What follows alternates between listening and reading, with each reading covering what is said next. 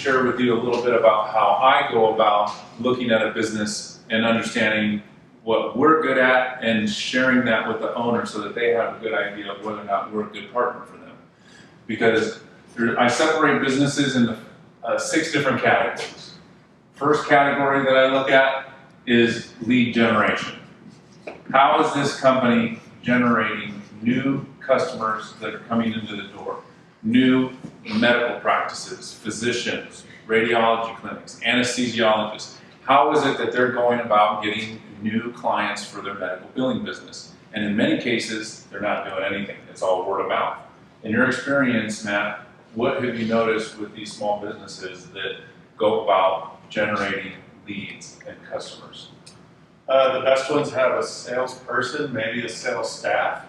As you just alluded to, most of them have no formal lead gen process at all, which makes their growth kind of happenstance. It's not intentional, right? And intentional growth is what a guy like you is looking for. And so a salesman, and a lot of times a hotshot salesman, has the owner kind of trapped because the owner, if I lose that person, I lose the lifeline to growing my business.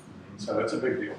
The second thing that I look at with a business is what I refer to as a personal media page. That could be a Facebook profile, that could be a LinkedIn, that could be some other social media outlet that they're using that ties back into lead generation. Because right now, with the dip in the economy and many business owners that aren't doing anything about lead generation, they're not set up to attract new customers.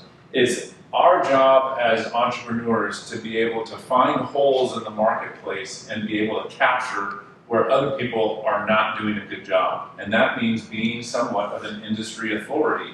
And many small businesses don't position themselves from a marketing standpoint to be the authority that makes it easier for their target customer to find them on the internet. Yeah, this is not a 6-year-old website, right?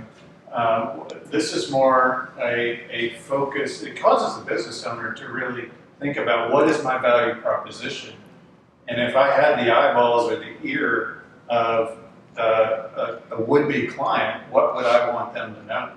Right? That's what this does, and it feeds into whether or not they're on some type of a soapbox or a stage where they're actually educating other industry leaders at a conference or something like that. Not just having a booth at the conference that's on the sales floor, actually being the presenter on the stage that makes it easier for you to separate yourself from your competition. Because the last thing that I ever want to be placed in as a salesperson is I'm just like everybody else, and the only default that you have as a customer is to go to what you're charging, what your prices are. I never want to be in that position. Yeah. That's a terrible marketing stance to be in, because you now have to fight from on the defense instead of being able to fight from the advantage standpoint. I don't know anybody who thinks that their best customers or their best clients are the ones that pay the least, right? And so when you go compete on price, that you're asking for people to pay you the least.